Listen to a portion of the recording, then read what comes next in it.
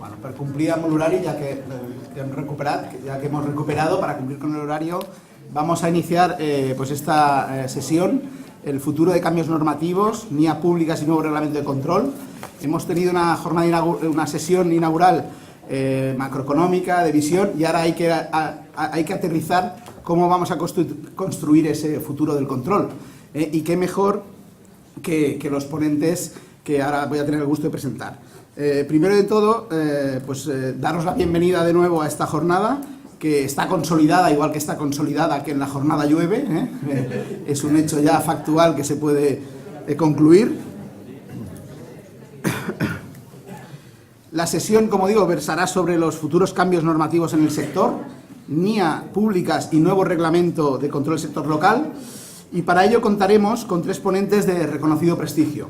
Cándido Gutiérrez, auditor director de equipos de la Oficina Nacional de Auditoría de la IGAE, María Petra Saiz, presidenta del CESITAL, entre otros cargos que luego comentaré de cada uno de ellos, y Miguel Ángel Catalán, socio de Auren. Voy a glosar un poco algunos de los puntos de su currículum, que es muy extenso de cada uno de ellos, y pasaremos posteriormente a hacer las presentaciones de cada uno de ellos en las exposiciones. Cándido Gutiérrez, como títulos, pertenece al Cuerpo Superior de Inspectores de Hacienda del Estado, en excedencia, al Cuerpo Superior de Interventores de Estado y de Auditores de Estado, en activo, al Cuerpo Técnico de Contabilidad y Auditoría, en excedencia, y es auditor inscrito en el ROAC desde el año 1988. Yo empecé en la profesión en el 95, o sea que dilatada experiencia. Un poco mayor, parece. Parece solo, pero... Muy bien. Como actividad profesional destaca como auditor, actualmente es auditor nacional, director de equipos de la Oficina Nacional de Auditoría, la ONA, de la Intervención General de la Administración del Estado desde febrero de 2013, antiguo conocido nuestro de su anterior etapa en el ICAC. El ICAC sabéis que es nuestro regulador y estuvo en el cuerpo de subdirector general técnico 12 años de dicho organismo. Buen recuerdo. Igual ahora tenemos otros, ¿no? Pero lo dejamos ahí.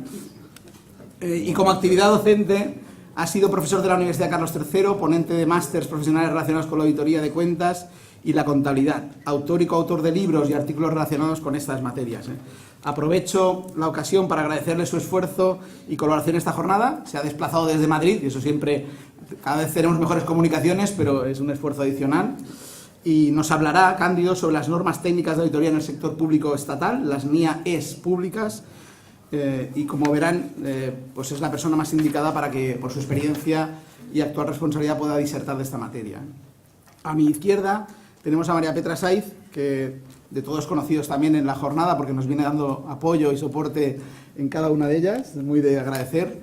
Y como títulos, pues es licenciada en Ciencias Económicas y Empresariales de la UAB, interventora tesorera de la Administración Local, auditora inscrita en el ROAC, censora jurada de cuentas del Col·legi, colega nuestra desde hace más de 25 años colegiada. Esta es una placa. Tenemos una placa conmemorativa, ¿no? Efectivamente. Posgrado en Economía y Gestión de la UAB, máster en Iniciación a la Investigación de la UAB. Como actividad profesional es interventora general del Ayuntamiento de Hospitalet de Llobregat, uno de los más grandes de España. Más de 20 años ejerciendo como interventora y tesorera en diversas corporaciones y entidades locales. Y como actividad docente destaca como profesora de la Escuela de Administración Pública de Cataluña, profesora del Máster de Hacienda Autonómica y Local de la UB, ponente habitual de temas relacionados con la auditoría del sector público, y ha escrito diversos artículos y libros relacionados con la administración pública y entes locales. Entre otras actividades, pues es la presidenta del CESITAL, del Colegio de Secretaris, Interventors y Tesorers de Cataluña, vocal de l'ACSID, miembro del patronato de la Fundación Pisunyer, miembro del Consell General de la Administración Oberta de Cataluña, y tenemos que agradecer pues, su apoyo recurrente a estas jornadas. Yo creo que van 7 en las que has participado. Eso ya es un hito, ya tiene un valor.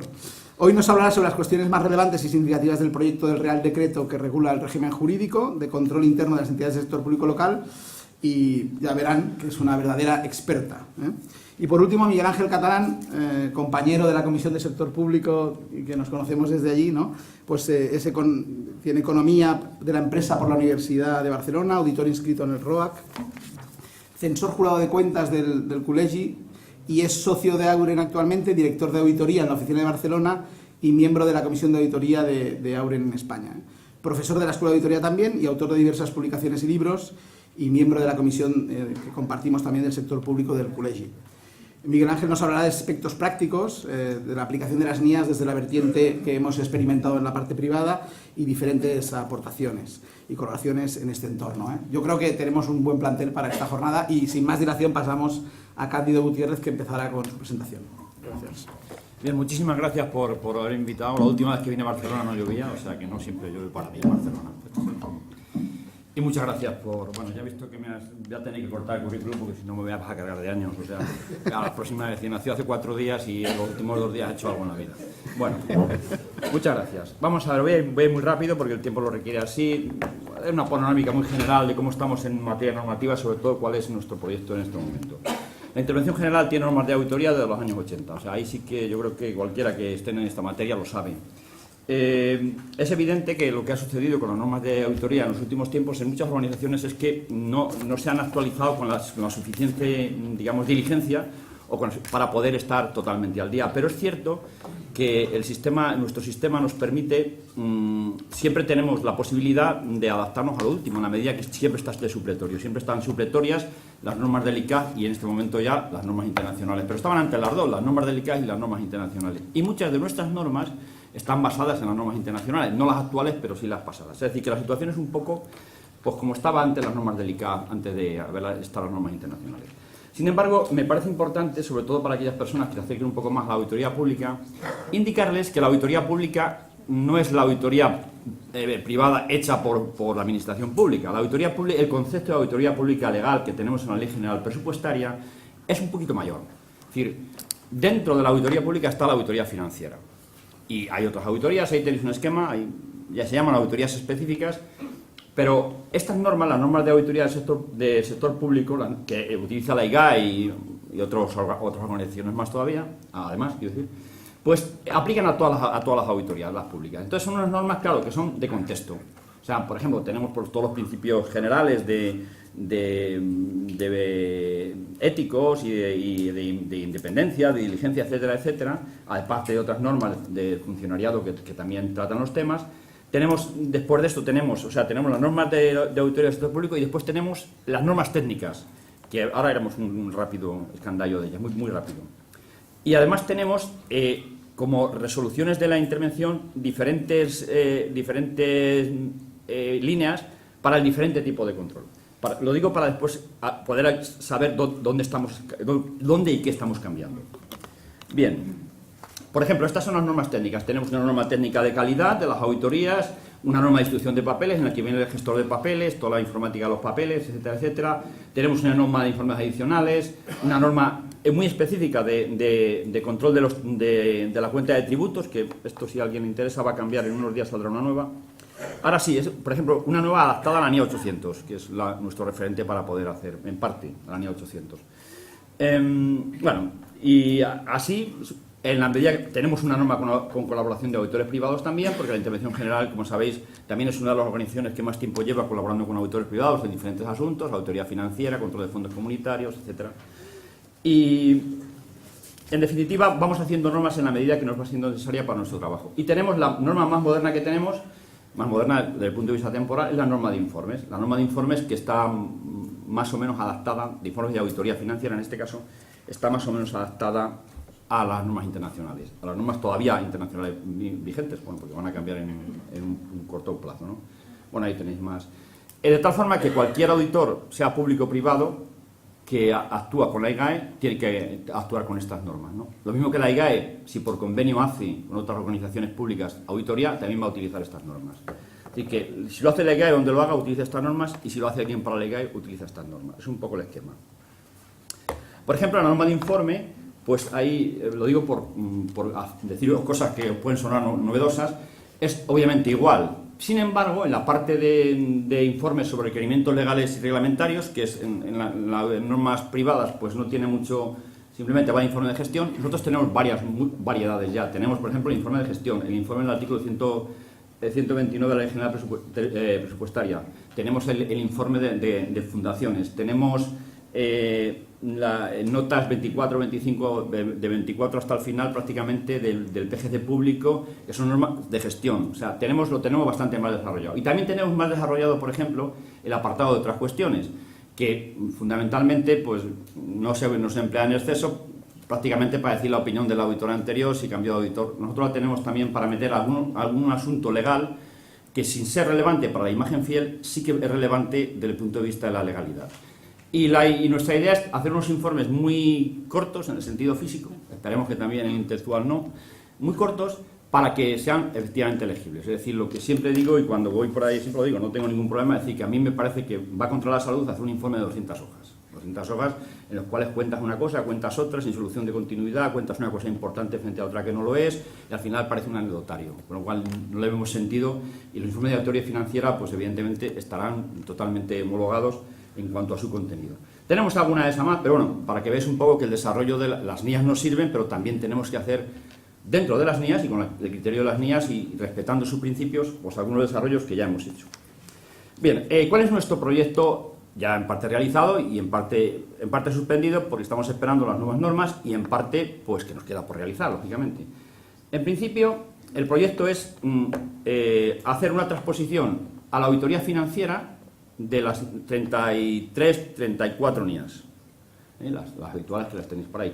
Algunas tienen más dificultades que otras, es decir, por ejemplo, para nosotros no tiene mucho sentido adaptar la NIA 210, que es un contrato, puesto que nuestros clientes son por ley, no hay contrato. Pero sí es cierto que dentro de esta NIA hay una serie de pautas que ha de seguir el auditado que para nosotros, llamándolo de otra manera, nos sirven. Y una serie de condiciones de entrada en la auditoría, pues que el auditado, pues a lo mejor conviene que conozca, y cuando vas a hacer la auditoría, mira, tú tienes que hacer estas cosas y yo tengo que hacer estas. No es un contrato, pero sí es una especie de pautas de buen trabajo, que en ese sentido es como lo hemos transpuesto, como estamos transponiendo. O, por ejemplo, pues tiene en la NIA 240, pues se tiene se insiste más en el tema del fraude, no se va a criterios tan directos de materialidad y tan directos de incumplimiento de normas que impactan en estados financieros. Es decir, hay una serie que son detalles, pero que son detalles y que son a veces prolijos y que tienen su trabajo de análisis, y sobre todo hay regulación que bastante más que en la auditoría privada, que impacta sobre las NIAs. O sea, nosotros no se trata de coger las NIAs y decir, ya las tenéis y las leéis, sino que se trata de tratar de una coordinación con toda la regulación que tenemos, que es bastante. De ahí viene el grado de dificultad O, por ejemplo, la 265, que es informe de control interno.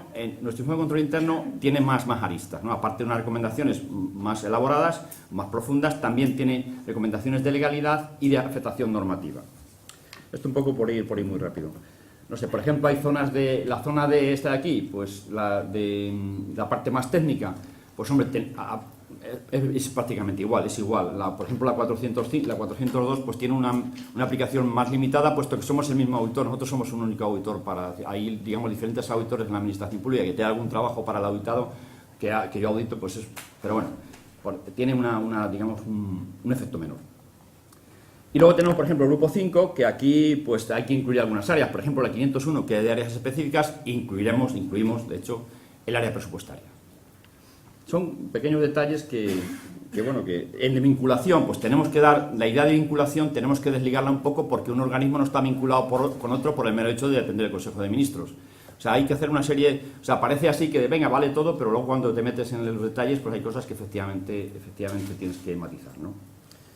La empresa en funcionamiento también tiene otra idea, hay factores totalmente exógenos al funcionamiento. Pues ahora hemos tenido un proceso de reestructuración de la administración pública, pues prácticamente tenemos algunos párrafos de énfasis estándar de reestructuración, que algunos ya se han quedado, no se ha reestructurado y el párrafo sigue ahí, diciendo que se hará.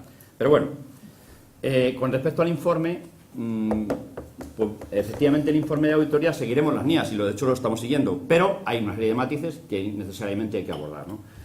Y que en parte ya he dicho, pues añadiendo párrafos, no a párrafos nuevos, dejando el contexto, pero sí añadiendo materias que pueden ser objeto de dentro de ese párrafo, que seguramente para el sector privado pues no le va a afectar.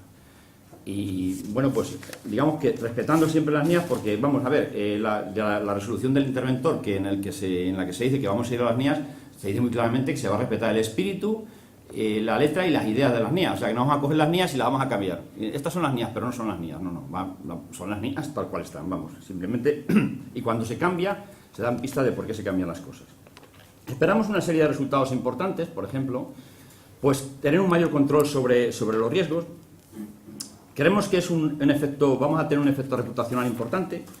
También creemos que además va a haber mayor uniformidad En el sector público, en la medida en que todo el sector público trabaje con las mismas normas, va a ser más posible depositar confianza en el auditor anterior o posterior que haya, o bien en el auditor último con respecto a los auditores intermedios, en el caso de tribunales de cuentas, etc. Eso es lo que nosotros pensamos, parece que es la lógica, ¿no?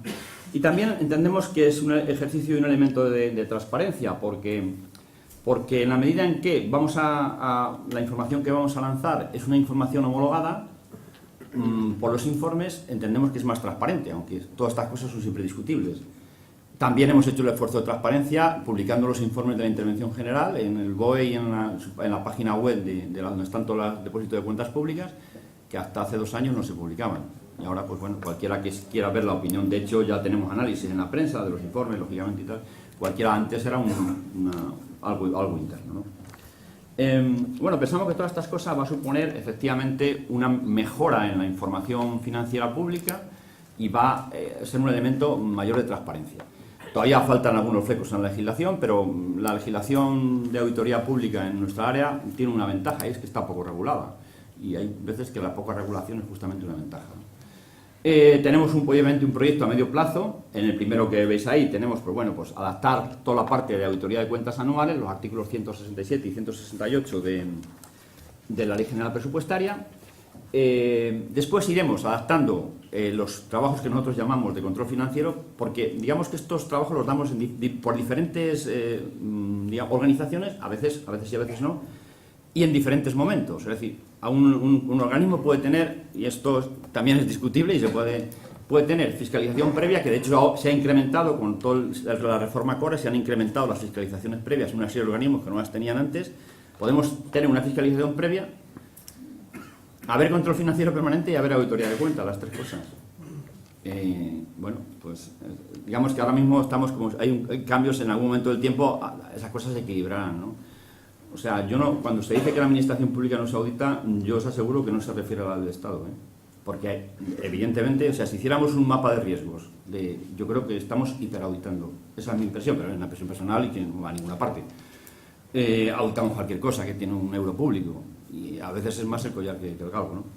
Bueno, ya hemos empezado, ya tenemos por la parte de auditoría financiera, seguiremos por la parte de control financiero permanente, continuaremos, y ahí depende un poco de lo que nos presiona la Unión Europea con respecto a los fondos comunitarios, que nos presiona muchísimo con las normas internacionales, y aunque lo ponen en sus reglamentos y tal, pero bueno, probablemente iremos primero a todos fondos comunitarios, que ya estamos en ello, y después a otras auditorías específicas. De tal forma que toda la carta de servicios que se da en la intervención general sea con NIAS en un plazo razonablemente breve de tiempo. Y el último proceso del escalafón, que aunque ya hemos visto que tenemos una norma de calidad, es tener la norma de calidad, la ISQC1, la ISQC1, bien digo, dentro de la adaptación al sector público, y tenemos también la idea de que la ISA 220 sea perfectamente aplicable en un plazo razonablemente breve. Pero claro, todo esto de la calidad va por etapas. Primero hay una etapa formativa, de instrucciones técnicas claras, hay una etapa revisora que nunca se ha dejado de la calidad, pero digamos que hay que empezar por el principio. No se puede, que la calidad no tiene que ser una inspección y un susto cuando van a verte, ¿no? Ya sé que sonará a algunos regular, porque ha sido así, pero realmente no es la idea. La idea no es esa, la idea es tener que sea un conjunto de medidas que al final el efecto sea que la calidad mejore, ¿no? En nuestros trabajos hay una enorme independencia, porque cada interventor realmente es dueño de su iba a decir chiringuito, de su departamento, de su zona de influencia, y está en la ley, con lo cual cambiar una opinión, salvo que demuestres que no vas a cambiarla, que está mal, aunque técnicamente tal, es muy difícil, casi imposible. Bueno, pues eso tiene ventajas y obviamente tiene inconvenientes. Tiene la ventaja de la independencia, tiene el inconveniente pues de que, bueno, algunas pues pueden salir mejor, otras pueden salir peor. Pero sí es verdad que lo mejor que se puede hacer con estas cosas es la formación. Es decir, mira, una salvedad tiene que tener estos ingredientes, tiene que tener esta información, tiene que tener estas consecuencias y tienes que, sobre todo al auditado, tienes que convencerle de que tiene que solucionarla, no puedes tener salvedades crónicas, o sea, es una serie de cosas que cualquier departamento técnico pues lo diría como lógicas, ¿no? Bien, ¿cómo hacemos esta adaptación? Pues lo mismo, digamos que hemos tomado todo lo que nos ha gustado de cada sitio. Hemos tomado cosas del ICAP, hemos tomado cosas de las propias NIAS y hemos tomado cosas de Intosai. en función de las características que nos ha parecido, puesto, a mí hay una cosa que no me gusta, es inventar. Si puedo copiar, yo siempre copio. O sea, lo tengo clarísimo, porque digo, hay un montón de gente aquí que gana bastante más dinero que yo para pensar. Si ha pensado que esto está bien, es probable que si yo pienso que está mal, tenga que dar otra vuelta porque estaré equivocado. Y entonces, pues bueno, fundamentalmente, pues entonces, a ver, copiar, quizás a inspirarse uno, ¿no? Bueno, es más fino. Por tanto, haremos seguramente, habrá algunas diferencias, por ejemplo, adaptación terminológica. Para nosotros no tiene ningún sentido utilizar términos que después no emplearemos nunca. Claro, digamos, uno de los riesgos que tienen las NIAs es que sean letra muerta, que sean letra que nadie se lee y que nadie comprende, como pasa en algunas zonas de la contabilidad, no nos engañemos. Ese riesgo a mí me produce un cierto estrés, porque no tiene ningún sentido, pero es que ninguno, salvo el que a las malas te perjudique, tener normas y normas que entiendas mal, que no entiendas o que no apliques jamás. Entonces, cualquier asunto que veamos, que después de hacer un análisis veamos que es extremadamente remoto, que podamos aplicar o que tiene que cambiar la idea de administración pública casi europea, pues si tenemos que cambiar terminología la cambiamos y lo decimos. Digamos que en este sentido nos hemos flexibilizado un poco porque no tiene para nada sentido que unas normas de auditoría, el auditor que las lea no se reconozca en sus propios términos, ¿no? Entonces hay términos que cambiaremos por otros, ¿no? Incluso la propia organización de la auditoría, ¿no? Haremos obviamente una adaptación terminológica que será más o menos, no será muy profunda, pero sí que será importante. Y haremos la adaptación habitual de que vaya contra la regulación, añadir cosas de regulación importantes. Haremos una integración de normas. Tenemos, por ejemplo, una norma de materialidad muy buena, muy operativa, que tiene críticas, porque todas las normas de materialidad, para que signifiquen algo, tienen que tener críticas. Si nadie critica una norma de materialidad, pues no sirve para nada. Si la critican es porque algo sirve, ¿no? Es lo que... Y dentro de esto, pues tomaremos algunas normas que nos gustan, que nos parecen buenas, las tomaremos pues como pues una especie de subnormas o de normas de aplicación para casos concretos, ¿no? Y también haremos alguna eliminación por regulación, sobre todo fundamentalmente todas aquellas que vienen de la idea de ente empresarial fuerte o de idea OIFAC, de cosas que son bastante ajenas a nuestra cultura, pues en este caso seguramente las eliminaremos. Decía los métodos Intosai porque pueden ser aplicables todos. Método Intosai, pues cada una de las NIAs seguramente, bueno, ya tiene una nota adaptativa en la cual haces una integración. O sea, porque también pensamos otra cosa. Decimos, bueno, vamos a ver, si nosotros empezamos a cambiar la NIA desde la base, vamos a estarla cambiando constantemente. Es mejor poner una nota de adaptación y cambiar la nota que cambiar la NIA. Es un poco la idea, ¿no? O sea, si yo tengo que... Claro, una cuestión operativa. Y haremos, de hecho, notas adaptativas en la cual integraremos las NIAs en nuestro sistema y en nuestra forma de trabajo. Aprovecharemos la NIA que tiene adaptación al sector público, le daremos la preponderancia adecuada o tomaremos el método LICA de ir un poco matizando cosas dentro de la NIA si nos interesa. Es decir, que no estamos abiertos a cualquier método que nos pueda funcionar. No vamos a tirar por uno o por otro por una cuestión estética o porque pensamos que podemos aportar alguna cosa. La idea es que lo que hay es bueno, por lo tanto vamos a tratar de adaptarlo. Estamos en un proceso aún de discusión interna, por tanto pueden cambiar algunas cosas. Hay cosas que están hechas, pero que pueden cambiar, no obstante estando hechas, ¿no? Y bueno, al final de todo esto tenemos unos resultados que pueden ser más o menos, hay un proceso de adaptación que implica, por supuesto, un proceso de formación, que eso sí que lo estamos dando muchas horas de formación al año, muchísimas. Pero también yo creo que hay una cosa que es muy importante, es que el riesgo del auditor empieza por el hecho de que el auditado lo haga mucho mejor, ¿no? Entonces, por ejemplo, una de las cuestiones que yo veo primordiales es que el auditado sepa mucho de contabilidad y sepa hacer mapas de riesgos, si los tiene, sepa un poco de COSO, y todas estas cosas.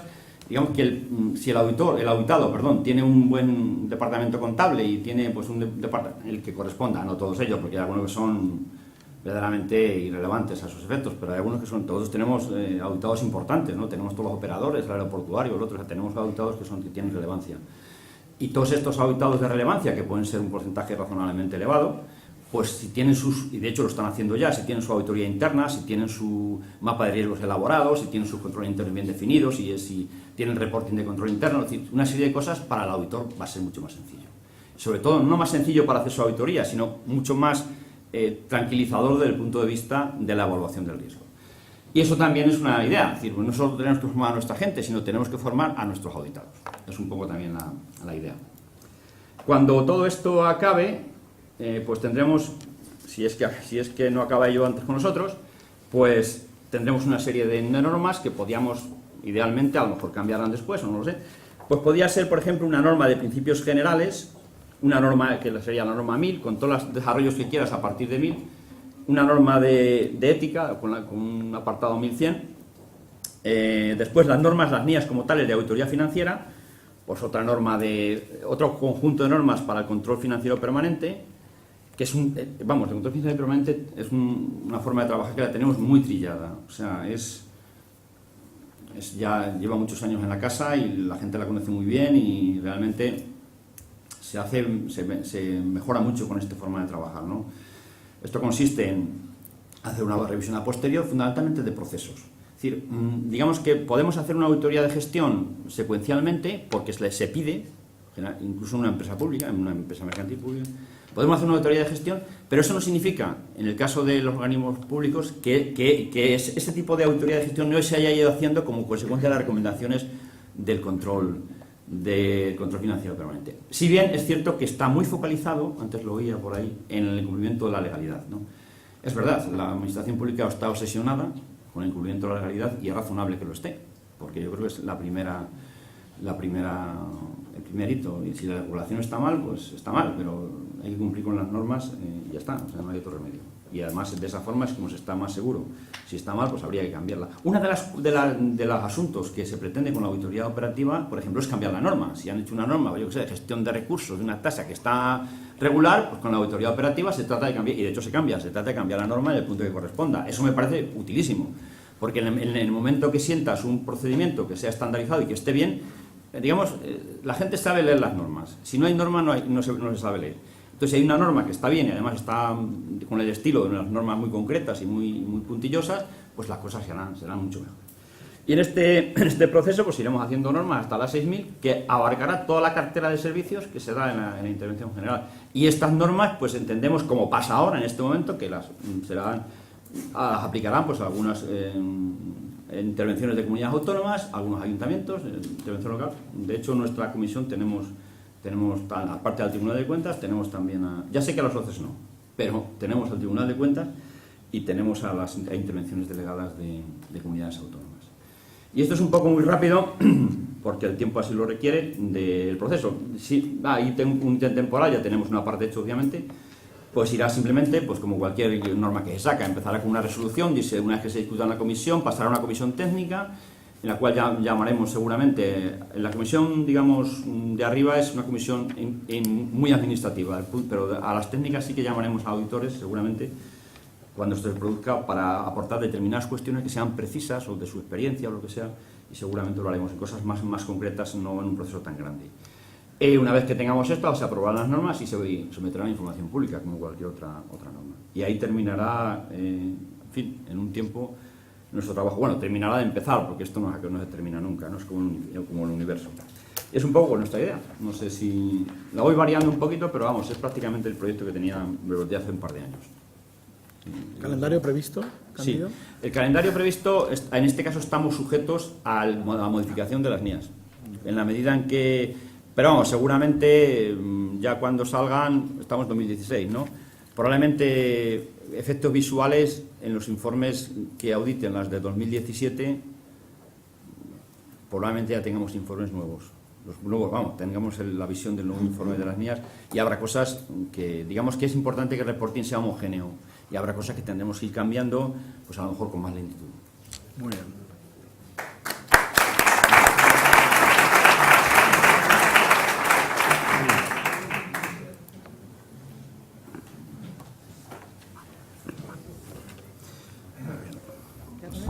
Sí.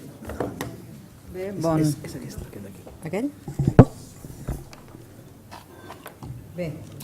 Bien, buenos días. Buen día a tothom.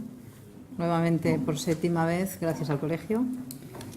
Y yo creo que es fruto esta presencia mía de la colaboración personal y la colaboración institucional también que el Colegio de Censores y el Colegio de Secretarios Interventores pues tenemos desde hace ya muchísimos años, cuando no teníamos el pelo blanco, ¿no?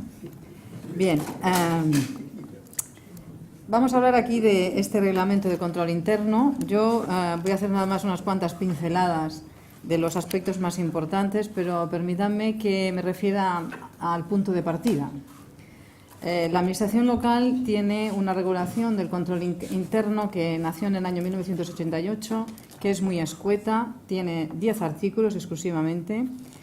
Ha habido desde hace muchísimo tiempo una profunda reivindicación de los órganos de control interno de los entes locales a esta especie de dejación, a este olvido al que nos tienen estamentos con más conocimiento en materia de control y de auditoría, porque en 10 artículos, sin ningún desarrollo reglamentario, pues hasta este proyecto de reglamento, este Real Decreto Proyecto de Reglamento, pues un poco cada ente local, haciendo uso de sus potestades reglamentarias, hemos tenido que regular copiando de las normas técnicas de la intervención del Estado, copiando del Real Decreto 2188 del 95, copiando de las instrucciones de control financiero permanente o de las de auditoría pública y hacernos nuestras propias normas, lo cual quiere decir que es un esfuerzo de creatividad realmente importante. Bien, hasta que no se aprobó ahora recientemente la Ley de Reforma y Sostenibilidad de la Administración Local, pues que se han modificado exclusivamente 2 artículos de la ley, del texto refundido ahora ya de la Ley de Haciendas Locales, con esta finalidad de mejorar el control económico-financiero así general que manifiesta la exposición de motivos de la norma, o garantizar un control económico-financiero más riguroso o profesionalizar la gestión. Lo cierto es que, pues de momento todavía no tenemos nada más que estos 2 artículos y ahí nos vamos baldeando. Bien. El Tribunal de Cuentas, en sucesivos informes, pone de manifiesto las necesidades que hay de regular este control. Algunas de las recomendaciones de estos informes no se plasman en el reglamento. Es decir, es un reglamento, como casi todas las normas que se trasladan del Estado a la Administración local, pues muy generalista y no se tienen en cuenta las diferencias tan importantes que hay entre los tamaños de municipios y las debilidades intrínsecas del control interno que tiene la definición de los propios órganos de control interno de las comunidades, de los ayuntamientos. Municipios inferiores a 5.000 habitantes solamente tienen la figura del secretario interventor. Este señor es el que firma el pliego, está en la mesa, fiscaliza el expediente, es el responsable del control financiero, es el responsable prácticamente de todo. Como yo digo, algunas veces en mi larga carrera administrativa, algún alcalde mira, oye, déjame la fregona allí, cuando salga te paso el mocho, te lo dejo esto limpio, porque un poco es la realidad del día a día. Bien, como ustedes comprenderán, las diferencias son enormes entre las grandes corporaciones y los municipios de pequeña dimensión, donde normalmente nada más hay un técnico que sabe un poco, que es este secretario interventor. Ya cuando la corporación es más grande, pues esto ya no sucede así. Bien, se modifican 2 artículos en el texto refundido a la Ley de Haciendas Locales con la aprobación de la SAL. Son el artículo 213 y el artículo 218. En azul viene lo que estaba y en rojo lo que han añadido. La Ley de Haciendas Locales no define el sector público a efectos de control. Dista de la Ley General Presupuestaria que diferencia entre el sector público administrativo, el sector público fundacional y el sector público empresarial, determinando de forma inequívoca en cuál se aplica la función interventora, función de control financiero permanente y auditoría pública. Nosotros no tenemos esto definido así y la definición pues tampoco es la misma en cuanto al ámbito contable. Por ejemplo, consorcios y fundaciones pues no existen en el texto refundido de la Ley de Haciendas Locales, ya han ido surgiendo por diferentes reformas normativas, con lo cual hay una cierta complejidad para saber de quién es la responsabilidad de realizar determinados controles. Bien, con estas modificaciones se introduce la auditoría de cuentas en las entidades que se determinen reglamentariamente y se establecen una serie de premisas para que, a propuesta del Ministerio de Hacienda y Administraciones Públicas, pues el Gobierno dicte normas reglamentarias donde se establezcan pues, todos los principios del personal controlador, quién son los destinatarios de los informes, quién está redactados estos informes, etcétera, etcétera, que ahora no hay norma. Y entonces también una serie de obligaciones de los interventores de revisión de información, a la Intervención General del Estado, al Tribunal de Cuentas, etc. Se regula también la resolución de discrepancias. Existía ya una regulación de resolución de discrepancias en el artículo 218, que mediante norma reglamentaria, copiando pues de las normas de la Intervención General, se venían aplicando en las corporaciones locales, con más o menos intensidad, un poco en función de las peculiaridades de cada una. Bien, basado en estos 2 artículos, aparece en noviembre del 2014 un primer borrador que desde la Oficina Nacional de Auditoría se envía a determinados ayuntamientos de gran tamaño, a los interventores, al grupo de expertos que ellos eligieron, para que les dijéramos qué opinión nos daba aquel primer texto. Ese primer texto dio lugar a un segundo borrador, que es el que pasó a dictamen del Consejo de Estado, que es el que vamos a ver hoy, cuáles son sus características esenciales. Va acompañado de una memoria de análisis normativo y está dictaminado ya en septiembre del 2015 por parte del Consejo de Estado. El Consejo de Estado establece una serie de observaciones a este reglamento, a este proyecto. Establece pues que existe base legal para que el Gobierno desarrolle este proyecto, que tiene una habilitación específica que viene de la propia Constitución y del texto refundido de la Ley de Haciendas Locales, y establece diversas consideraciones sobre el estilo de distintos artículos, etcétera, etcétera. No nos podemos entretener en esto, pero sí que quiero hacer mención a una cuestión específica que a mí me llamó bastante la atención cuando yo leí por primera vez este texto, y es que había un artículo, que era el 12 primero, luego creo que es el 14, que era en relación a la resolución de discrepancias. No sé si ustedes saben que cuando el interventor realiza un reparo esencial, como todos los procedimientos de fiscalización y de control están sometidos al régimen de resolución de envío de informes y de resolución de discrepancias. Cuando el presidente de la entidad el órgano gestor está en desacuerdo con este reparo esencial, pues el alcalde es el que puede resolver esta discrepancia en favor del órgano gestor o del órgano interventor, ¿vale? El proyecto de Real Decreto preveía que, como en una redacción un tanto confusa, entiendo yo, el artículo 218 del texto refundido de la Ley de Haciendas Locales, que el alcalde puede elevar al órgano de tutela financiera o a la intervención general de la Administración de la Comunidad Autónoma dicho informe, ¿vale? Y entonces, tal como está redactado este artículo del reglamento, dice que ese informe del interventor general o del órgano de tutela de la Comunidad Autónoma es vinculante para el alcalde y tiene que acatarlo. Desde ese punto de vista, el colegio nuestro entendíamos que esto vulneraba el principio de autonomía local, porque era voluntad del órgano del Parlamento, entre comillas, que sería el Pleno Municipal, ¿no?, de tomar sus decisiones soberanas.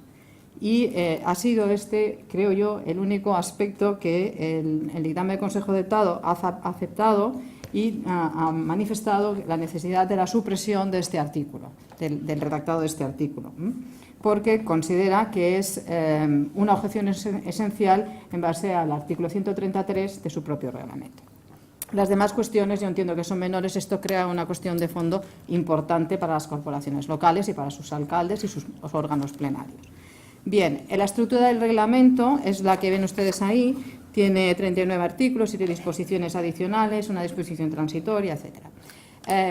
Lo que hace es beber, así lo pone manifiesto la misma memoria de impacto normativo y el propio dictamen del Consejo de Estado y también la exposición de motivos, de lo que la Intervención General del Estado hasta ahora ha venido desarrollando. Es decir, coge parte de lo que sería la definición del control interno del Real Decreto 2188, parte de las funciones de control financiero y control financiero permanente de la resolución de la Intervención General, y coge también parte de los conceptos de auditoría pública, porque la voluntad del decreto es que se homogeneicen los sistemas de control ahí se parezcan a los del sector público estatal. De hecho, hay distintos apartados del propio reglamento que van a remisión directa. En relación a esta remisión directa, quizás vale la pena tener en cuenta que cuando se hace fiscalización limitada previa, en esta fiscalización limitada previa, los aspectos que hay que revisar como aspectos esenciales, además de asistencia de crédito, control competente, etcétera, etcétera, son los que establece el acuerdo, la resolución de la Intervención General del Estado, por la que se da cuenta de la resolución del Consejo de Ministros de la fiscalización de requisitos básicos para la Intervención General del Estado. Es decir, que habrá una aplicación directa de esta normativa. También hay varios apartados donde se hace una revisión normativa a las normas de control financiero permanente y de auditoría pública del propio Estado, aunque el Consejo de Estado considera que tienen que aplicarse de manera supletoria. Es decir, en varios artículos hay una revisión continua, digamos, a los aspectos que están regulados para la intervención legal, para la Intervención General del Estado. Bueno, voy a ir quizás más hacia el aspecto práctico, porque si no el tiempo no nos va a dar. Bien, realmente la voluntad, digamos, de este Real Decreto es homogeneizar estos procedimientos de control, garantizar pues esta profesionalidad y desarrollar un poco la posibilidad de firmar convenios entre los órganos interventores, bueno, entre las corporaciones locales donde trabajan los órganos interventores, la propia Intervención General del Estado para soporte y colaboración.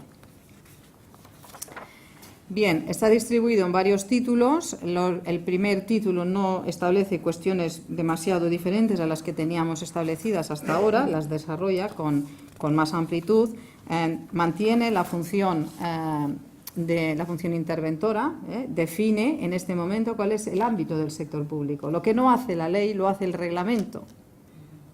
Con una técnica, pues, bueno, lo dejo ahí.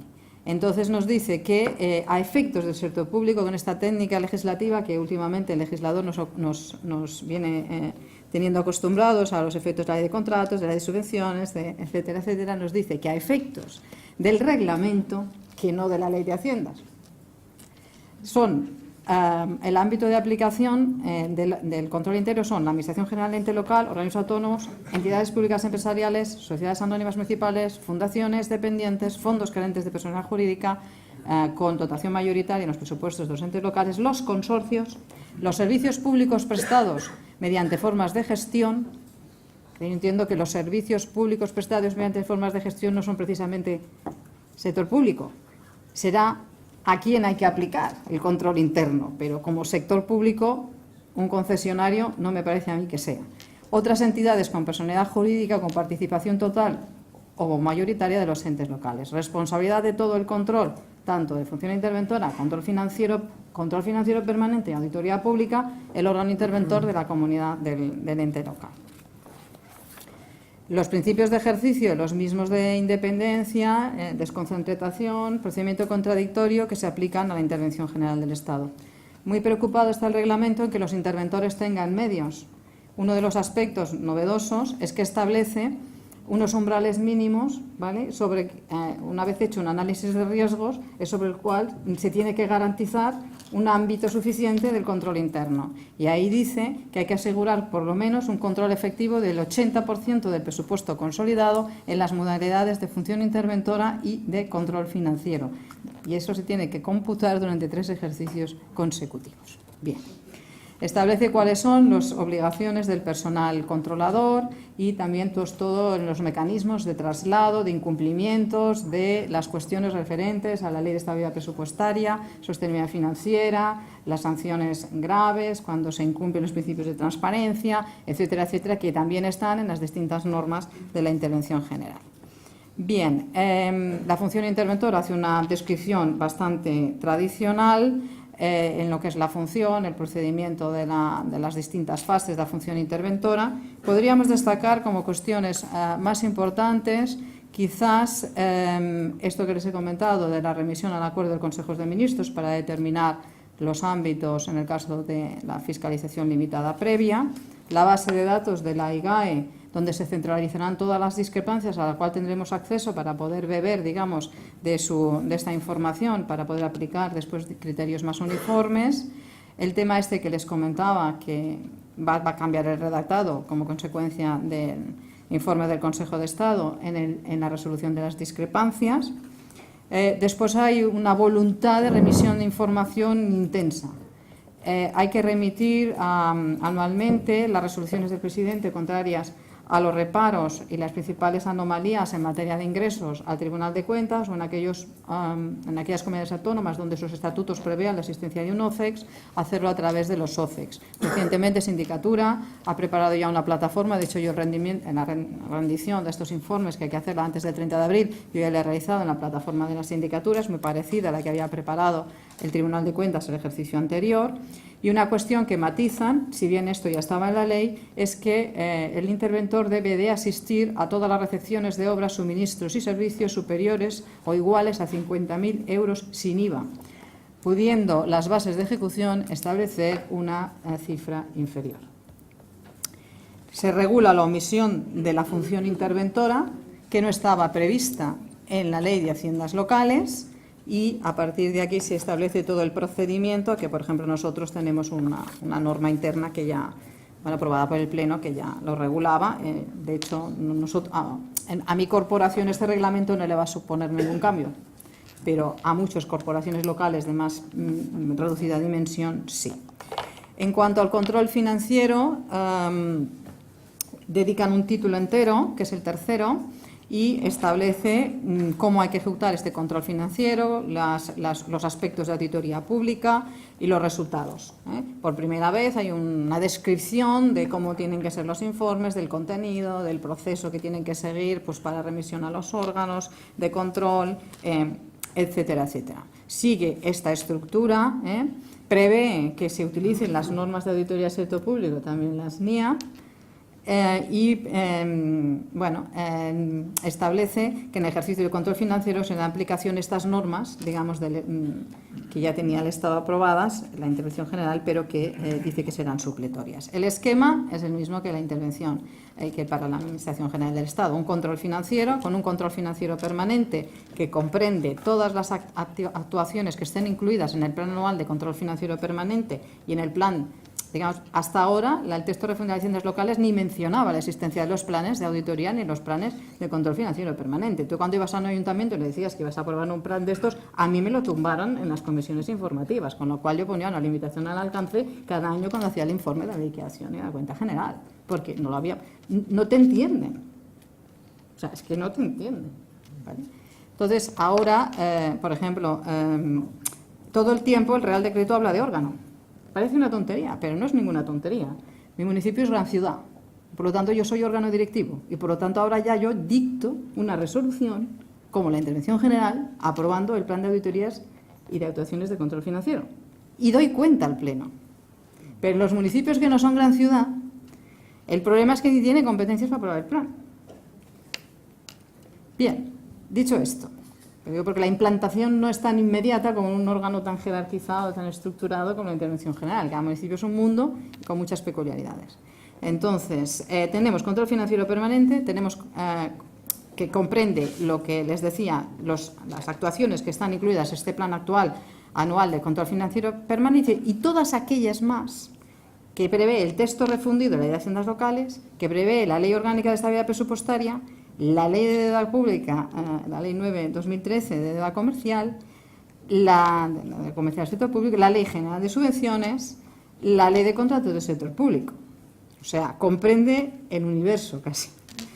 Se ejercerá sobre la Administración General de Estado, los organismos, la Administración local y los organismos autónomos. Luego está la auditoría pública, evidentemente, con la definición amplia de las auditorías de regularidad, las auditorías operativas que hacen las normas de auditoría del sector público, y habla de lo que es auditoría de cuentas y auditoría operativa. Se agradece la descripción, ¿no? Por lo menos de saber lo que es una auditoría de cuentas, intentar ver y vender luego en los municipios las diferencias que hay entre una auditoría de cuentas anuales, una revisión limitada, una certificación auditora, porque para un alcalde todo es auditoría, todo es auditable, todo es igual y aquello es un cisco muchas veces de cuidado. Regula también la auditoría operativa sobre qué entes no se pueden llevar a cabo. Incluye que rompiendo un poco y por lo menos abriendo un poco la puerta a las limitaciones que el propio Tribunal de Cuentas nos daba a los interventores cuando queríamos contratar, mediante un contrato de servicios, a auditores como coadyuvantes. Yo tengo la suerte de que en mi corporación se están contratando auditores como yo como coadyuvantes hace más de 25 años y por lo tanto nada es extraña que tú, pues bueno, tengas 2 o 3 contratos, uno para certificaciones auditoras, otro para revisiones de servicios gestionados mediante gestión indirecta, otros para revisar las empresas mercantiles, otro para auditorías operativas, otros para auditorías de procedimientos y a nadie se le extraña que hagas hoy mira, este año vamos a hacer una revisión del circuito de las facturas, este año vamos a hacer una revisión de cómo se cobran las entradas en los teatros municipales, y no extraña que la intervención vaya a inspeccionar y que se presenten los señores de la intervención con un portátil, pero eso es bastante extraño en la mayoría de los municipios de este país. Bien, se establece en el título tercero la posibilidad de la existencia pues, de esta contratación de empresas auditoras con unas limitaciones a los plazos. No concuerdan con los de la Ley de Auditorías. Dice que hay un plazo de 2 años prorrogables se tiene que hacer mediante máximo un periodo de 8 años, hay que respetar la ley de contratos, no podrán ser contratados por la misma entidad hasta transcurridos 2 años desde la finalización de los 8 y el interventor tiene libre acceso a los papeles de trabajo. Esto ya es un tema bastante superado, lo ponen aquí, pero bueno, yo recuerdo cuando yo empecé que resultaba bastante extraño que le dijeras al auditor, oiga, no, es que aquí el auditor soy yo, usted está trabajando como que yo te envío los papeles de trabajo, yo tengo acceso. Decía, no, esto es mío, pero ¿cómo que es suyo? Esto está superado hoy en día, pero no. Se establecen cómo se tienen que llevar los informes al pleno. Esto en las corporaciones grandes como en la que yo trabajo es habitual, se llevaban ya en un punto independiente del orden del día, igual que todos los trabajos de control financiero, igual que todos los trabajos de control financiero asociados a la función interventora, cuando tenemos toma de razón contable y cuando hacemos fiscalización limitada previa. Y se establece un régimen para el control simplificado y básico, que básicamente es para aplicarlo a los municipios que tienen menos de 3 millones de presupuesto, que son estos pequeñitos, a los que se aplica las instrucciones de contabilidad simplificadas y básicas. El control dice que no es obligatorio el financiero, sin perjuicio de la auditoría de cuentas, en organismos, EPEs, fundaciones, o de estos entes que se establecen aquí. Bueno, yo un poco establecen también unas disposiciones adicionales de aplicación de derogatorias, etcétera. Y básicamente esto sería lo más relevante y quizás una cuestión que no veo, no sé si es que no sé por ahí está aquí, que quería hacer nada más una cuestión, énfasis es en decir que el interventor debe elaborar anualmente un informe resumen, llevarlo al pleno y el alcalde tiene que aprobar un plan de acción. Un plan de acción para corregir todas aquellas actuaciones que se han detectado, que son incorrectas, se tiene que someter al órgano interventor y tiene que mandarlo a la Intervención General del Estado. En resumen, pues, oye, bienvenido sea, aunque sea tarde, aunque hayan pasado desde el año 1988 más de 25 años desde la aprobación del texto refundido. Lo hemos pasado mal en las corporaciones locales porque la gente no sabía muy bien qué es lo que tenía que hacer, ni si se pasaba por mucho, se pasaba por poco. El criterio no era uniforme, en el ayuntamiento de al lado hacían una cosa, en el otro hacían otra. No sé si esto va a resolver mucho. Yo echo de menos en este reglamento, no digo tanto una rebaja del control para los municipios de menor dimensión, sino que se hubiera previsto que entidades supramunicipales, diputaciones, pudiera tener un pool de auditores que mediante convenios con los propios municipios pequeños, pues les pudieran dar salida a ese secretario interventor que tiene problemas para poder desarrollar su trabajo del día a día. Se podían estar liderados por funcionarios de habilitación nacional, interventores, mediante soportes, lo mismo que hace Diputación, pues yo que sé, que da soporte a contabilidades, que da soporte a padrones, etc. Esto es una cuestión que se echa de menos. También creo que sería importante tener en cuenta que está muy bien esto del control, que hacemos todo lo que podemos, pero que quizás hay cosas. Yo cuando veo que en el plan de control financiero permanente meten lo de la deuda pública y a mí me hacen mandar para el periodo medio de pago a proveedores, que estoy a menos 30 días, un informe mensual, un informe trimestral, tengo que hacer un informe anual al pleno para ver si cumplo y además tengo que hacer una auditoría de sistemas, me parece mucho permanente, para ver si pago al proveedor en fecha o no pago en fecha, para todos los organismos, para todas las entidades y además tengo que mandarlo porque si no es sanción grave, casi separación de inhabilitación. Bien, nada más quería hacer esta reflexión en relación con este reglamento. Muy bien.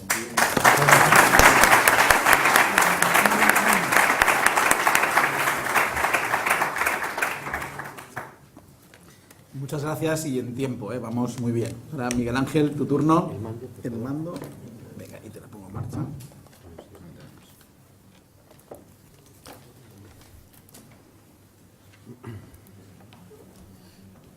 Este micro.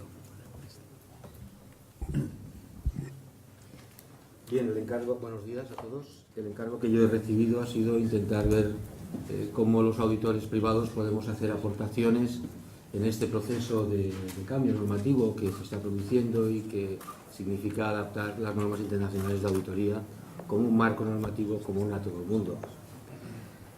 Para ello he querido primero hacer una revisión de la situación y con todo lo visto, desde mi punto de vista, pues parece ser que hoy la auditoría se ejerce como auditores privados por auditores privados y supone la auditoría de las cuentas anuales de las entidades sujetas a la legislación privada, mientras que en el sector público aparecen dos entidades, dos personas jurídicas dos personas que ejercen el control financiero. Por un lado, el Tribunal de Cuentas, que realiza una función de auditoría semejante al auditor privado, y por otro lado, la función de control financiero que ejerce la Intervención General. Digo la función porque, como nos han estado explicando, ejercen muchas otras funciones. Es decir, que además de las otras funciones que realizan, también tienen encargada la del control financiero de las cuentas públicas. Visto esto, si procedemos un poco a ver en qué se basa o cuál es el marco legislativo que ampara a la auditoría, tenemos que en la actualidad tenemos una ley, de hecho dos, porque las dos son parcialmente vigentes, al menos hasta junio de este año, en que será plenamente vigente la Ley 2215 de 20 de julio, y tenemos un reglamento que desarrollaba la anterior ley y que supongo que también será modificado en su momento. Quiero hacer una precisión en cuanto a lo que es la legislación y resaltar un aspecto muy concreto, que es que esa legislación, tanto la anterior como la que ahora será vigente, habla sobre la calidad, sobre la independencia y sobre las causas de incompatibilidad de los auditores. Y esto lo tenemos que tener siempre presente en función de lo que queremos ahora expresar, que son las normas de auditoría. ¿En qué se concreta esa legislación? Pues se concreta en un marco normativo, que es el que utilizamos para poder trabajar los auditores privados. ¿Qué marco normativo es? Es el que nos dan actualmente las normas internacionales de auditoría adaptadas a España. En primer lugar, la norma técnica de control de calidad interno, que no es más que una traducción y adaptación de la ISQC1, por todos conocida, y por otro lado, las normas internacionales de auditoría, que cuando se adaptan, se traducen y adaptan a España, pasan a ser las normas ES. ¿Por qué decimos adaptación? Pues porque, de hecho, no es que cambien respecto a las normas internacionales de auditoría, es que eliminan algunos aspectos que no pueden regular nuestras normas porque, como se verá más adelante, como veremos ahora, nuestra legislación no permite que podamos hablar de auditoría cuando hablamos en el sector público. Es decir, la ley de auditoría no contempla la intervención de los auditores en el sector público o en las entidades que forman parte del sector público. Como tampoco regula la intervención de los órganos de control del sector público en su trabajo. Por lo tanto, la Ley de Auditoría de Cuentas nos dice que nosotros solamente podemos auditar las entidades mercantiles o privadas. No podemos entrar en el sector público y esta ley tampoco aplica a los miembros del sector público que realizan controles de cualquier tipo. ¿Cómo es la auditoría pública? Hemos hablado de la privada. La auditoría pública actualmente, hemos dicho que el Tribunal de Cuentas y los órganos de control externo o instituciones de control externo, como se está diciendo recientemente, trabajan también prácticamente con el mismo objetivo que los auditores privados, es decir, revisar las cuentas ex post, después, una vez que ya han sido cerradas. No están haciendo una función previa. ¿Con qué trabajan? Pues trabajan con un manual de procedimientos de fiscalización de regularidad, que es el aprobado por el Pleno del Tribunal de Cuentas del 30 de junio de 2015, que se fundamenta, y esto es, creo que lo más importante, en las normas técnicas de fiscalización del Tribunal de Cuentas, pero también en los principios recogidos en la NIA, en las normas internacionales del sector público emitidas por la INTOSAI, e incluso ha comenzado, y hace tiempo, a adaptar esas normas de la INTOSAI a España, haciendo además algo pues que ya se había hecho en el sector privado, es decir, adaptar esas normas, añadiendo el guiones, porque las ha adaptado a nuestro ordenamiento o legislación. Por lo tanto, esto es en lo que se fundamenta. Creo que es muy importante destacar que en aquello que no hemos establecido o no se ha explicado, sí que dicen que toman como normativa supletoria las NIAS-ES, es decir, que el sector público, el Tribunal de Cuentas, de entrada ya está aceptando que el final del camino es trabajar con normas internacionales de auditoría, que al final son las que vamos a utilizar todos. Pero también hemos dicho que hay otras personas, hay otras instituciones que están realizando un control financiero, como bien nos ha explicado hace un momento Petra. Y es que el IGAE tiene entre sus funciones la función también de control financiero. Y nos vamos a referir solamente, o me voy a referir solamente al control financiero, no a las otras funciones que también tienen y que yo creo que les dan muchísimo trabajo, como hemos podido comprobar, al menos cuando hemos estado comentando con otros compañeros de la intervención. La auditoría pública ejercida, o el control financiero ejercido por la IGAE, como ya se ha ido diciendo, pues se fundamenta en ese Real Decreto 2188-95. También está en proyección este proyecto de Real Decreto que nos acaban de comentar, y además cuenta con normas de auditoría del sector público y normas técnicas de la IGAE. Es decir, este es el conjunto de normas que utiliza la Intervención General cuando hace la función de control financiero. Por tanto, resumiendo, el Tribunal de Cuentas o los organismos de control externo y la auditoría privada estamos claramente orientados a la utilización de las normas internacionales de auditoría. Y la IGAE, pues yo había hecho aquí una pregunta y nos ha respondido Cándido Gutiérrez, con lo cual ya tenemos la respuesta. También desde el punto de vista de que tienen prevista la revisión de toda su normativa y orientarlas de conformidad con los principios y con las normas establecidas en las normas internacionales de auditoría. Debo decir, y debemos decir también, que es cierto que la última norma técnica, la relativa a los informes, aplicable a toda la revisión de cuentas desde el 1 de 1 del año 2013, ya se refiere o ya se ha tomado como referencia la serie 700 de informes de las normas internacionales de auditoría. Por tanto, la IGAE ya está también en la misma senda. Donde yo creo que hay que ver cómo se acabarán de adaptar, pero yo creo que tampoco es objeto del debate hoy, pero sí al menos para ponerlo encima de la mesa, es que es verdad que la IGAE tiene muchas funciones y una o algunas de ellas podrían llegar a ser incompatibles con los principios básicos de las normas internacionales de auditoría, en tanto en cuanto que algunas de las funciones que realizan no pueden ser realizadas por un auditor de cuentas, como son, por ejemplo, el encargo que tienen de llevar de la contabilidad.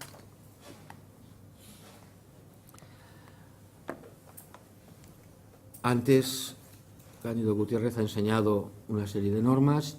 Yo no quería repetirlas, pero bueno, al menos para que las podamos visualizar.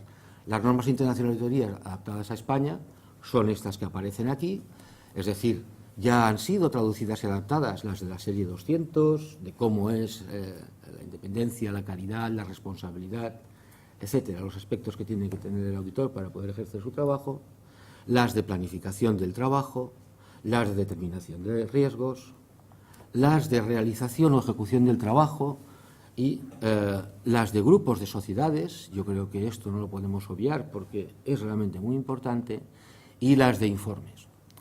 Claro, cuando uno recuerda un poco las normas técnicas de auditoría que aparecieron en el famoso BOICAC número 4 de enero de 1991, pues realmente se queda un poco sorprendido de lo que hemos evolucionado, ¿no? Es decir, en 4 páginas prácticamente teníamos todo un cuerpo de normas que hoy se han convertido en todo esto. Las normas técnicas de auditoría del Tribunal de Cuentas, que hemos dicho que son las ISA-IES, pues también vienen del mismo lugar, la misma fuente, normas internacionales de auditoría, con todas las particularidades o normas que tienen que ver con la función pública, la función de fiscalización que tienen los órganos superiores. Entre estas normas podemos ver las de la serie 200 o la norma 200, en cuanto a lo que se refiere a auditoría financiera, la norma 1000 de nivel 4, que es la directriz de auditoría financiera, y la otra y dos más, la 1003 y la 1700, referidos referidas a un glosario de términos de directrices de autoridad financiera y a la formación de la opinión. En cuanto a las normas técnicas de la IGAE que antes hemos nombrado, ya se han nombrado antes varias veces, pero bueno, yo diría que estas, si no me estoy equivocado, serían las que forman... Un par de días, bueno, perdón. Así, no.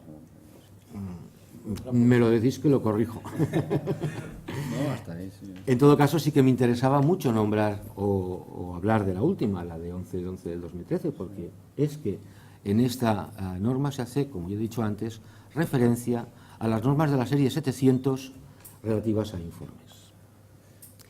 Con todo este conjunto de normas y esta situación, ¿qué tenemos? Pues que la NIAES ya son 34 normas, que las ISAIES son 10 normas, incluyendo las de auditoría operativa y de cumplimiento, que todas ellas, las de NIAES y las ISAI, proceden del mismo sitio, proceden de las normas internacionales de auditoría, y que la IGAE pues, dispone de sus 10 normas propias.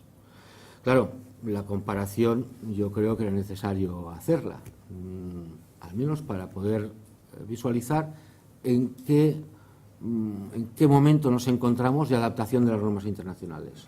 Bueno, la NIAES ya se ha adaptado prácticamente y de ello da cuenta pues, que estamos hablando de un volumen importante de normas y de páginas, por lo tanto, mientras que las ISAIES aún tienen un recorrido por realizar y que seguro que lo van a hacer.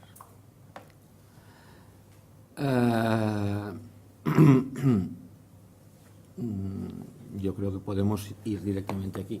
Los aspectos más destacables de la NIAES, por también centrar un poco de qué estamos hablando. Pues estamos hablando de un enfoque basado en riesgos. ¿En riesgos de qué tipo?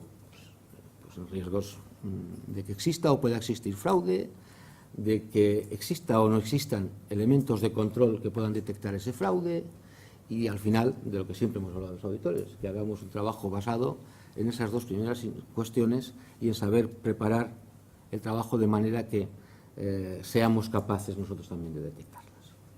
Pero lo importante quizá es esto, la idea de un concepto de fraude, de confiabilidad en el control interno y de materialidad. Estamos hablando de un cierto alcance del trabajo que tiene que hacer el auditor. Y una cosa muy importante, queda claro que la dirección o el órgano de gobierno de la entidad que va a ser auditada es la responsable de la preparación de los estados financieros y también del mantenimiento de un sistema de control interno. Creo que vale la pena decirlo porque es que si no, no estaríamos hablando de normas internacionales de auditoría y no estaríamos centrando exactamente el trabajo que estamos realizando los auditores. Y bien, finalmente llego a la parte que se me ha encargado. Se me ha pedido que haga una reflexión a ver si encuentro algún elemento o aspecto que podamos aportar los auditores más allá del conocimiento y experiencia que tenemos en la utilización de las normas técnicas, normas internacionales de auditoría, en la auditoría del resto de nuestro mundo, que es el sector público. ¿Qué podemos aportar? Bueno, en primer lugar, las normas internacionales de auditoría están en permanente actualización. De hecho, el IFAC, como estoy mostrando aquí, en su plan estratégico tiene previsto actualizar toda esta serie de normas. Pero es que el IFAC no las actualiza porque sí, es que los auditores que estamos trabajando cada día somos parte del motor que produce o que provoca la actualización de las normas internacionales justamente para adaptarlas a lo que es la realidad. Es decir, la realidad la estamos viviendo cada día nosotros y, por lo tanto, no podemos pensar en normas que sean eternas. Pero además de las normas internacionales, en cuanto a que nos aplican los auditores, también forma parte de nuestro trabajo tener en cuenta, y estamos familiarizados con las actualizaciones de la normativa contable. Esto es fundamental. Tengamos en cuenta que hoy ya no estamos trabajando solamente en nuestro país, es que nuestros clientes están internacionalizados cada vez más. Por tanto, no podemos pensar solamente en el PGC 1514-2007. Tenemos que hablar pues, de US GAAP y tenemos que hablar de otras cosas, de otros cuerpos normativos de contabilidad y de registro. Y, por lo tanto, no podemos pensar solamente en un ámbito pequeño. La actualización permanente de los auditores nos obliga, porque es que las circunstancias nos obligan. Y desde ese punto de vista creo que podemos hacer una primera aportación importante. En segundo lugar, como hemos dicho al principio, la legislación sobre auditoría habla sobre independencia. Y la independencia, bueno, pues va con nuestros genes. Va con nuestros genes y también con los genes del legislador, que nos obliga a rotar. Es decir, no solamente tenemos que ser independientes, es que lo seamos o no lo seamos, igualmente vamos a tener que cambiar en algún momento, al menos cuando se trate de auditar entidades de interés público. Por tanto, la independencia forma parte de nuestro ser. No es que tengamos que aprehenderla, ¿no? ¿Qué otras aportaciones podemos hacer? Yo creo que es importante hablar de algunas de las características de nuestro trabajo. Las entidades privadas se auditan cada año. Por tanto, cada año tenemos que auditar. Eso quiere decir que si estamos auditando cada año, y además en tiempo récord, porque las cuentas tienen que ser formuladas al menos un mes antes de las juntas, que como máximo lo tienen que celebrar el 30 de junio del año siguiente, quiere decir que estamos prácticamente ejerciendo un control permanente. Es decir, estamos haciendo una auditoría en tiempo real. No estamos auditando solamente el pasado, estamos auditando el presente, porque en cuanto terminamos la auditoría del año anterior, ya estamos comenzando la del siguiente. O si no, ¿cómo lo hacemos para cerrar todos los informes en 5 meses? ¿No, José Antonio? Por otra parte, nuestro trabajo también consiste en el análisis. Esta mañana Antoni Castells ha hablado de los resultados. Bien, nosotros también auditamos los resultados. ¿Cómo lo hacemos? ¿Qué nos dicen las normas internacionales de auditoría que tenemos que hacer? Pues lo que estamos haciendo. No solamente comparar y comparar con el pasado, es que comparamos también con el competidor. Comparamos con lo que están haciendo otros. Y además tenemos que proyectar o ver cómo hace la proyección la entidad que estamos auditando. Por tanto, realizamos un ejercicio que va más allá de la revisión de lo que hay. Vamos a ver lo que no hay, pero que podrá ser. Un filósofo decía que el futuro, al fin y al cabo, no deja de ser la idea que tenemos hoy de lo que será el mañana, ¿no? Bueno, pues de alguna forma esto es lo que nos toca a los auditores, ver hoy qué es lo que pensamos que será el mañana. En otro orden de cosas, creo que también podemos aportar nuestra vocación por la calidad, no solamente porque lo diga nuestro cuerpo normativo, es que además no se entendería poder ejercer nuestro trabajo si no tenemos una serie de normas también perfectamente integradas en nuestras firmas y en nosotros mismos, que son las que nos llevan a realizar el trabajo de una forma determinada. Incluso hemos establecido o hemos tenido que establecer mecanismos de control que van más allá de lo que sería el control puro y duro que podemos establecer en cualquier caso. Es que estamos incluso incorporando elementos como la participación de un segundo profesional que no ha intervenido en el trabajo y que examine lo que han hecho los otros. Pero es que además estamos sujetos a la revisión y control por parte del ICAT. 5 minutos, creo que acabo. Más cosas podemos aportar. Nosotros, como consecuencia de esa formación, de esa actualización permanente, nos vemos obligados a formarnos. Nos vemos obligados a formarnos y además nos obligan a formarnos. Es decir, forma parte de nuestras obligaciones, y están reguladas, el que los auditores realicen al menos 120 horas en un periodo de 3 años con un mínimo de 30 horas anuales. Formación que además tiene que ser acreditada y es acreditada cada año por todos los auditores. Pero es que además nosotros, como consecuencia de lo que hemos explicado antes, también tenemos la obligación de realizar una constante formación interna, porque forma parte de la evolución de nuestro personal y de las posibles carreras profesionales que tengan que llevar a cabo.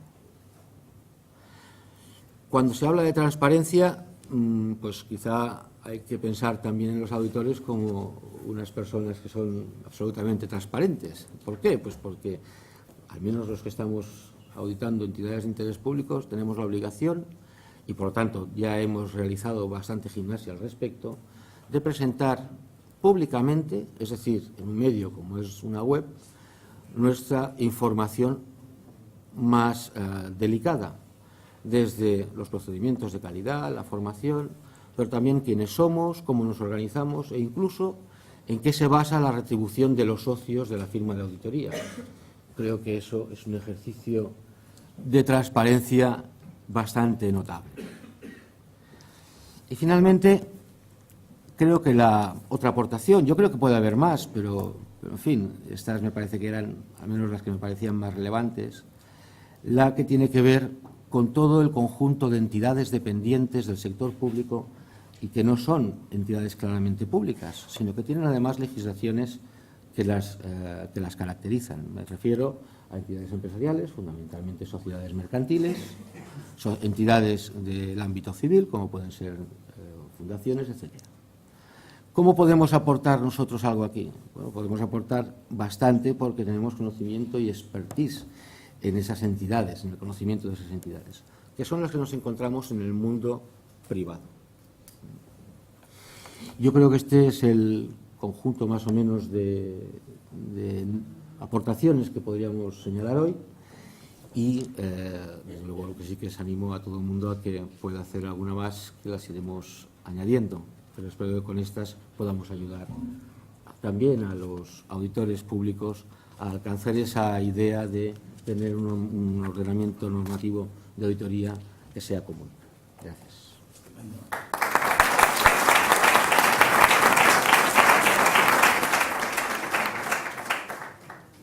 Pues, bueno, agradecer el cumplimiento de tiempo y nos queda un espacio para preguntas, aprovechando pues, las exposiciones tan interesantes que creo que hemos tenido. Entonces, ¿alguna pregunta?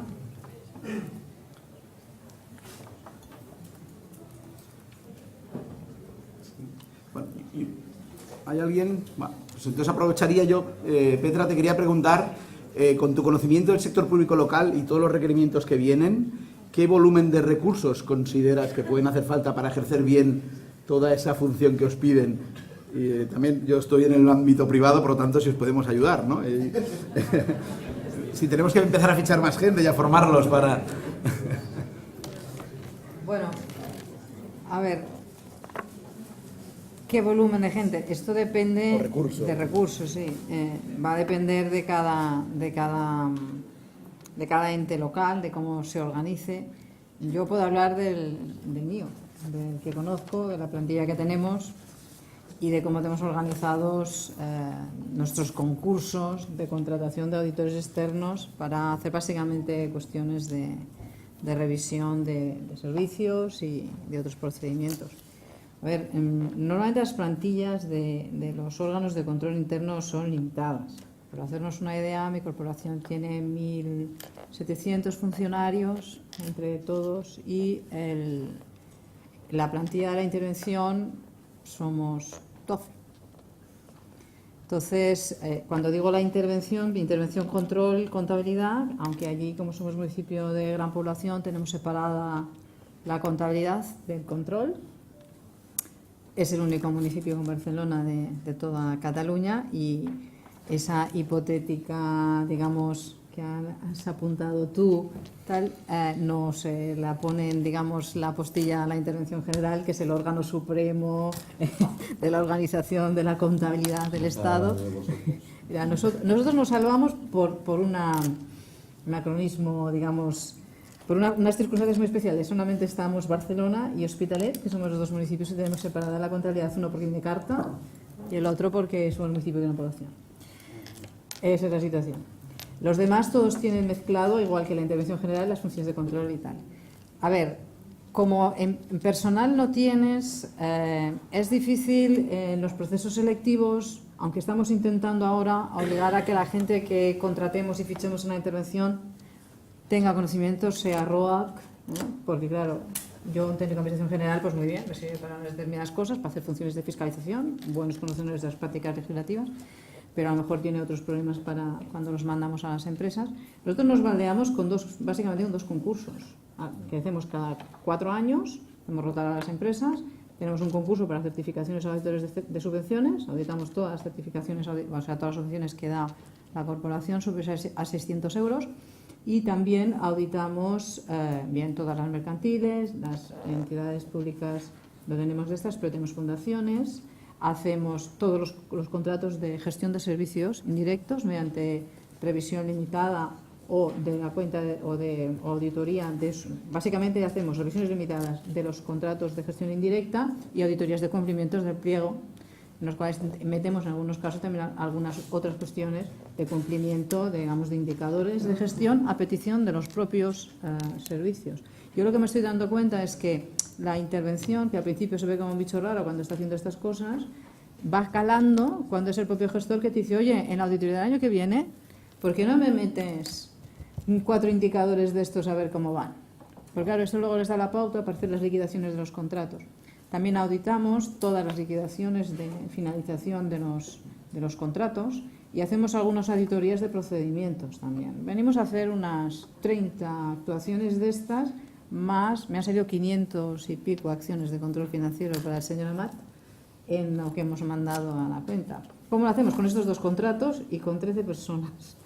Ahora, te aseguro que entre por la mañana allí sales, o sea, vas a toda pastilla, porque claro, también hacemos los informes de control financiero a posterior en la función interventora, tenemos toma de razón contable en materia de ingresos, fiscalización a posterior de todo el ingreso nuestro y tenemos limitada, sobre todo en materia de recursos humanos, fiscalización, bueno, también a posterior, caja fija y mandamientos a justificar, que también está previsto en este reglamento. Es una situación que en los municipios de más de 100.000 habitantes o 150.000 habitantes, en Cataluña se dan varios, pero claro, luego cuando bajas a la franja de 20.000, pues es bastante distinta la situación. Entonces, bueno, hay que hacer un trabajo también hay que dimensionar, porque claro, no se le pide lo mismo a Coca-Cola, ¿vale?, que al kiosquero o el que tiene la tienda de al lado. Entonces, aquí los modelos son para todos iguales y el mundo no es tan homogéneo ni, como dice el señor Castelli, está tan globalizado. Muy bien, muchas gracias. Yo creo que queda claro que nos queda algo de campo, y hemos aprendido también que la IGAE también innova copiando, ¿no? Eso es bueno como elemento, y desde el punto de vista privado yo creo que se ha cubierto el gap de expectativas que había en la jornada. Agradecer las ponencias de alto nivel y que va a marcar el futuro de la profesión, tanto de los interventores, de los OCEX y de los auditores privados. Por lo tanto, vamos a por ello, y ahora nos queda más que pues agradeceros vuestro tiempo, agradeceros vuestra atención, y pasamos a la comida hasta las 3 de la tarde en la planta segunda, nuevamente el catering. Muchas gracias a todos.